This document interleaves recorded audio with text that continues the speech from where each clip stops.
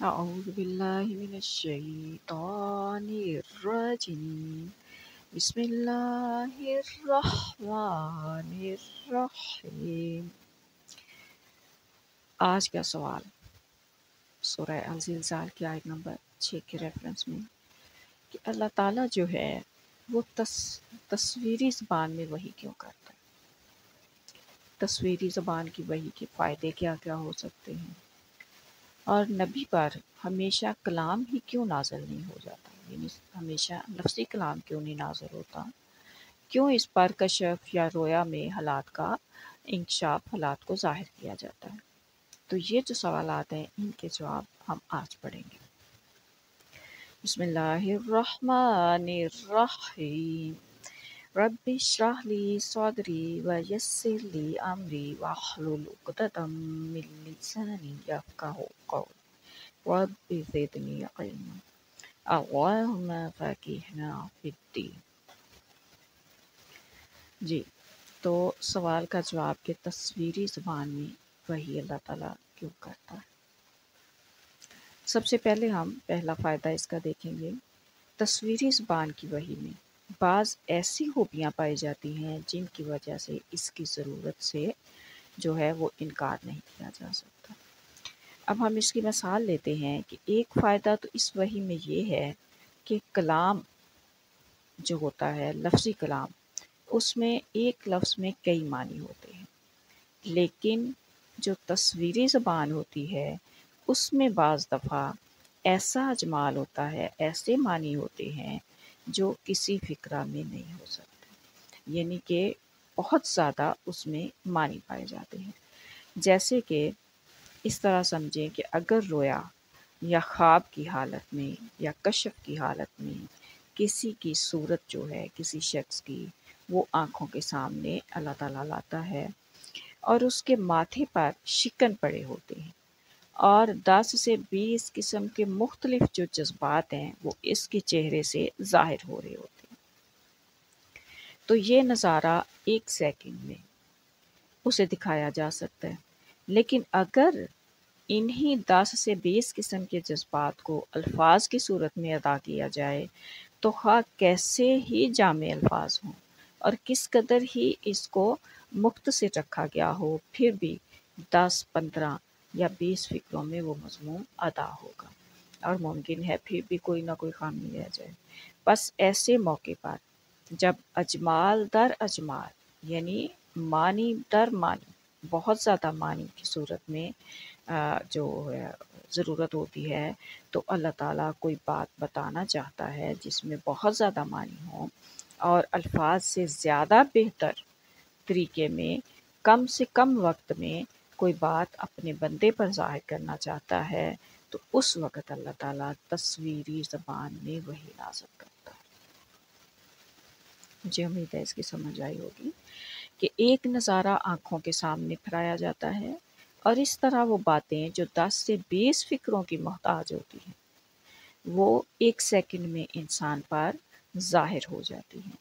اسی طرح تصویری زبان میں وحی نازل کرنے کے اور بھی فائدے ہیں۔ مثلاً بعض دفعہ کسی مومن بندے کی استعمالیت قلب یعنی دل جوئی یا خوشی جو ہے وہ بھی مد نظر ہوتی ہے، جس کے ماتحت جس لیے اللہ تعالیٰ جو ہے وہ کلام کی بجائے تصویری زبان اختیار کر لیتا ہے۔ پہلا فائدہ تھا کہ ایک معنی جو ہیں وہ الفاظ کے بھی بہت سارے ہوتے ہیں، لیکن اس کے علاوہ جو تصویری زبان میں ہے بہت زیادہ متعدد معنی اور کم سے کم وقت میں ایک سیکنڈ میں دکھا جانے ہوں تو تصویری زبان جو ہے اللہ تعالیٰ استعمال کرتا ہے۔ دوسرا فائدہ کہ کسی کی دل جوئی یا کسی دوسرے بندے کی جو خوشی ہے اس کو ملحوظ خاطر رکھنے کے لیے۔ اب اس کی ہم مثال دیکھتے ہیں کہ فرض کریں اللہ تعالیٰ یہ مضمون بیان کرنا چاہتا ہے کہ گھبراؤ نہیں، تمہارے دین کو بہت طاقت حاصل ہوگی، یعنی کہ اپنے نبی کو اللہ تعالیٰ حوصلہ دیتا ہے کہ تمہارا جو دین ہے اس کو بہت زیادہ طاقت ملے گی،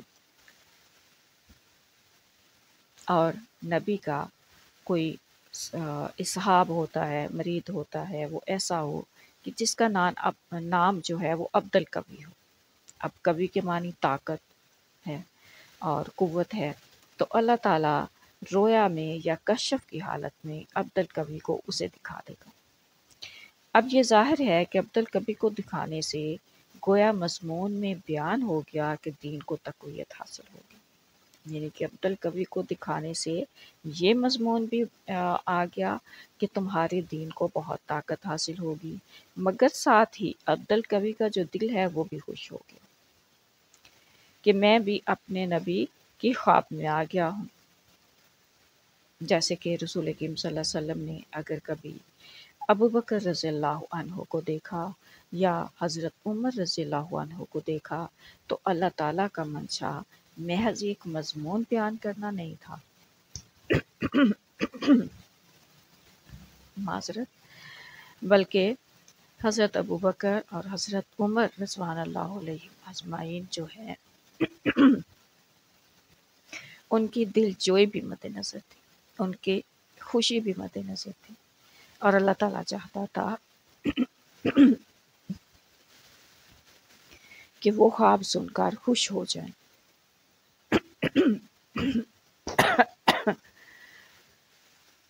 माज़रत, कि वो ख्वाब सुनकर खुश हो जाएं कि हम भी रसूल करीम सल्लल्लाहु अलैहि वसल्लम के ख्वाब में आ गए हैं। क्या खुशी उन्होंने इस बात पे महसूस की होगी। हम ये पढ़कर सोचते हैं और हैरान होते हैं कि रसूल करीम सल्लल्लाहु अलैहि वसल्लम के ख्वाब में आए हैं हम। बाज़ दफ़ा मज़मून जो है वो बयान करने के अलावा ज़ायद तौर पर किसी मोमिन की दिलजोई जो है, दिल की खुशी जो है वो मद्देनज़र होती है, जो तस्वीरी ज़बान में वही नाज़िल करने से पूरी हो जाती है। बस तस्वीरी ज़बान में वही का नुज़ूल बेफ़ायदा नहीं होता, बल्कि उसके कई मकासद होते हैं और कई फ़ायदे होते हैं जिनको अल्लाह ताला ज़ायद तौर पर ज़ाहिर करना चाहता है। बेशक वो फ़ायदे मकसूद बिज़ात भी होते, यानी सिर्फ इंसानी या एक शख्स के हवाले से नहीं होते, बल्कि ज़िमनी फ़ायदे होते हैं। यानी कि हज़रत जैसे कि हज़रत अबू बकर सिद्दीक़ और हज़रत उमर की दिलजोई और खुशी का जो फ़ायदा है वो एक ज़िमनी फ़ायदा है। लेकिन बहरहाल वो ज़िमनी फ़ायदे तस्वीरी ज़बान के ज़रिए ज़ाहिर हो सकते हैं, लफ्ज़ी कलाम जो है उसके ज़रिए ज़ाहिर होना मुश्किल होता है या नहीं हो सकते। इन्हीं फ़ायदों की वजह से बाज़ दफ़ा अहम मामलात जो होते हैं वो अल्लाह ताला की तरफ से तस्वीरी ज़बान में दिखाए जाते हैं। देखिए, हमने पहला फ़ायदा पढ़ा कि जब कम से कम वक़्त में मानी दर मानी, यानी बहुत ज़्यादा मानी और अल्फाज भी कम से कम वक़्त में दिखाए जाने हो जो कि अल्फाज में नहीं होते, तो वो फ़ायदा। दूसरा फ़ायदा कि एक तो अल्लाह ताला ने उस नबी तक पैगाम पहुँचा दिया, दूसरा उन लोगों की जो दूसरे लोग जिनको उस तरह से दिखाया गया उनकी दिल की खुशी, दिलजोई जो है वो भी उसमें शामिल थे, उसमें ज़िमनी फ़ायदे बहुत सारे शामिल थे। तो ऐसे फ़वाइद की वजह से बाज़ दफ़ा अहम मामलात जो हैं वो अल्लाह ताला की तरफ से तस्वीरी ज़बान में दिखाए जाते हैं। मगर इस सूरत में अल्लाह ताला की सुन्नत ये है कि जो अहम मामलात होते हैं उसे वही लफ्ज़ी में भी दोबारा बयान कर दिया जाता है। मतलब बाज़ वक़्त तो ऐसा नहीं होता, लेकिन बाज़ वक़्त जो मामलात बहुत अहम होते हैं उसे तस्वीरी ज़बान में भी दिखाया जाता है और लफ्ज़ी वही में भी उसे दोबारा बयान कर दिया जाता है। जिस तरह के तस्वीरी ज़बान में एक नज़ारा दिखाया जाता है और कलाम की ज़बान में भी उसको बयान किया जाता है, इस तरह दोनों फ़ायदे जो होते हैं वो जो हैं हासिल कर लिए जाते हैं। वो फ़ायदे भी जो कलाम से वाबस्ता होते हैं और वो फ़ायदे भी जो तस्वीरी ज़बान से वाबस्ता होते हैं। और इसकी हम मिसाल इस तरह से देखते हैं कि रसूल करीम सल्लल्लाहु अलैहि वसल्लम का वाक़या मेराज और वाक़या इसरा, दोनों ज़राए से उनका इज़हार किया गया। वाक़या मेराज जो है उसका हदीसों में भी तफ़सील के साथ ज़िक्र आता है और कुरान करीम ने सूरह नजम में इसको बयान किया।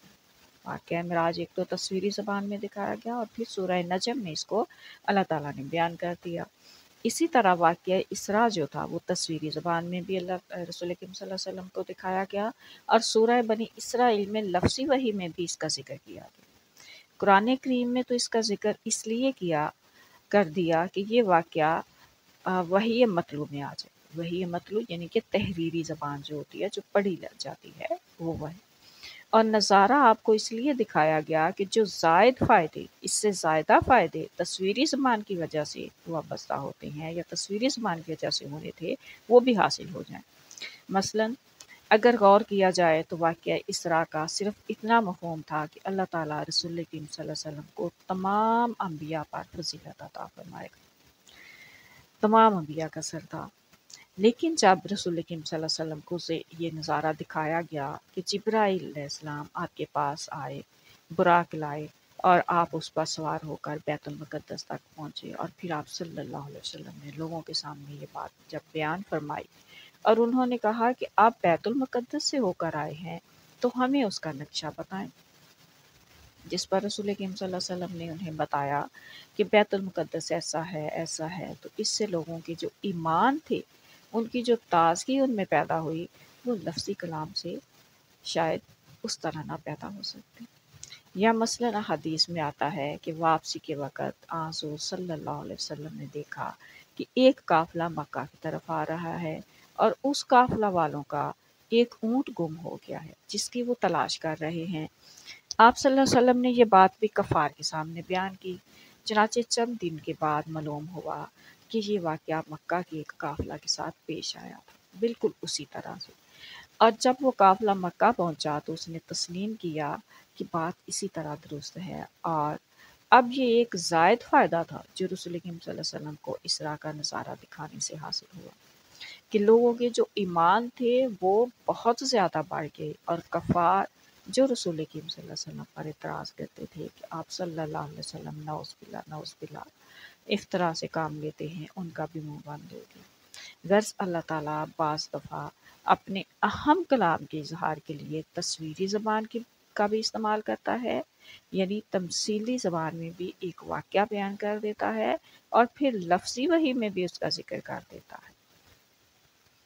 लेकिन इस सब के बावजूद बहरहाल दायमी कलाम या वही मतलू या सबसे आला कलाम लफ्ज़ी कलाम होता है, तस्वीरी कलाम नहीं। लेकिन जो बहुत अहम मामलात होते हैं उसे अल्लाह ताला दोनों तरह से बयान कर देता है। तो अल्लाह ताला हमें इस कुरान को समझने और इस पर बेहतरीन अमल करने की तौफ़ीक़ अता फ़रमाए। कफ़ार ने तो इस कलाम से बहुत सारे तजर्बात किए जिसे साइंस की सूरत में वो पेश कर रहे हैं और हम लोग इसको भूल बैठे हैं। हमें साइंसी तौर पर भी उसी तरह आगे होना चाहिए क्योंकि पूरी की पूरी साइंस जो है वो कुरान में मौजूद है। अस्सलाम वालेकुम व रहमतुल्लाहि व बरकातहू।